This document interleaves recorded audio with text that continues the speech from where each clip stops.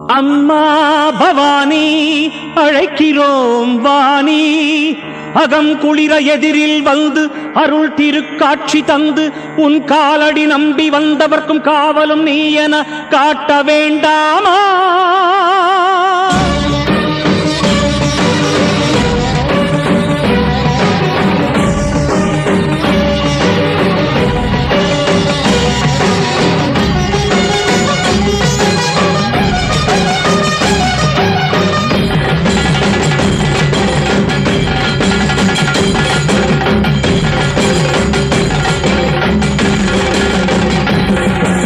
மண்ணை பொன்னென கல்லை கனியென மாற்ற வல்ல மகேஸ்வரி,